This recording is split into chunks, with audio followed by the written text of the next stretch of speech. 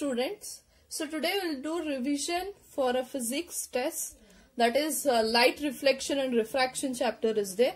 So for your periodic assessment 1, you are only having the mirror, that is only reflection concept is there, and that reflection about the mirrors, that is especially plane mirrors, concave mirror, convex mirror, and also the problems based on the concave as well as convex mirrors are there.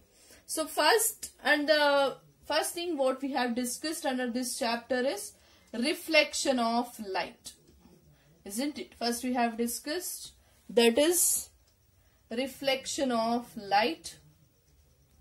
So reflection of light is nothing but it is bouncing back of ray of light is called as reflection of light. That is when you consider any ray of light which is incident on any surface. So this is the incident ray. So after hitting a surface, it reflects back, that is bounce back in the same surface. That is called as reflection of light. We'll consider this ray as the incident ray, this as the reflected ray, and this ray as the normal ray here. And based on this, we are going to have the two laws of reflection. One is first law, if you want to say, the incident ray, reflected ray, and the normal ray at the point of incidence, this is the point of incidence, all lie on the same plane. That was the first law of reflection. Second law, you will say that the angle of incidence, that is this is the angle of incidence, we will denote as I, and angle of reflection we will denote it by R. So angle of incidence is equals to angle of reflection. That is the second laws of reflection. Now in this case, and also we know that there are two types. Mainly they have categorized mirror, that is the mirrors as two types. So there are two types of mirrors are there. That is first one, it is plane mirror and as well as spherical mirror. So plane mirror, the normal mirrors which we will use. Spherical mirror is having concave as well as convex mirror, isn't it? So plane mirror, in the plane mirror mainly we have to consider the important question, what are the characteristics of plane mirror? Image formation, what are the characteristics of image formation in case of the plane mirror? Another first one, if you consider, you know that image formed in a plane mirror, that is if you consider this as a plane mirror, so image will always be formed virtual and erect. So what is this virtual and erect means? Virtual means the image cannot be obtained on a screen, or we will say it as image obtained when a ray of light do not actually meet, or but we will say that it appear to meet at a single point and which cannot be obtained on a screen. That type of image formed is virtual image. And our erect image is nothing but if this is how the object is there, image will also form in an upright position. That is like this. If you see your face in the mirror as it is, how you will be there, same thing you will see. If you see like this, then that is called as inverted image. So, but we will not see like that. We will just see an erect image or the upright image. So, that is one of the characteristic. Second characteristics is size of object is equals to size of the image, isn't it? Whatever the size, you won't look a bigger one or you won't look very smaller one. Whatever your size was there, the same size you will observe in a mirror also. And image is laterally inverted. This is one of the characteristic. Image is laterally inverted. Laterally inverted is nothing but when you raise your left hand, you can observe on the mirror right hand or the left hand. So you will observe there is a lateral inversion in the case of the object. Next, fourth one, same distance from the mirror. That is this distance from object to mirror and object to image will also be same. If you take D, distance from mirror to object and distance from mirror to image will also remains same. That is same distance you will observe it. This is the characteristics of a plane mirror. We have only discussed the plane mirror. Next, about the spherical mirrors. What is this concave? What is this convex? So if you take concave as well as convex, means concave is curved inwards mirror. Convex, you know, it is curved outwards. That is, reflection takes place inside the mirror. That is, in front of the mirror is concave. The reflection takes place in the outer surface is called as convex mirror.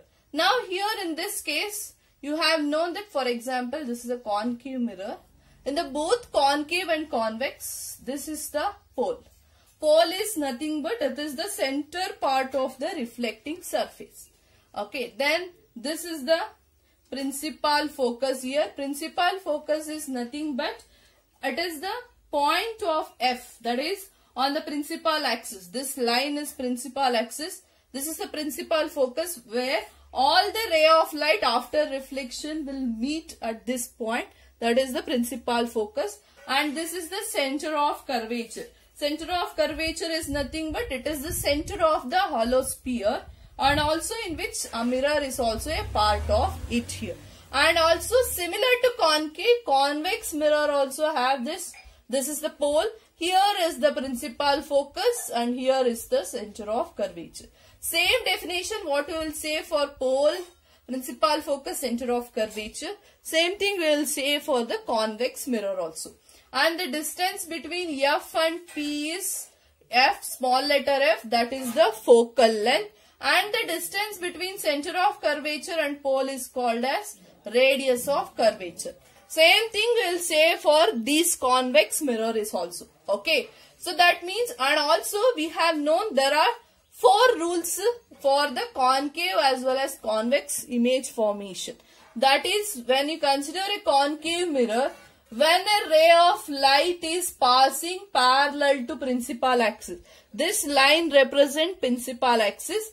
After reflection, it moves back through principal focus. This is the first rule.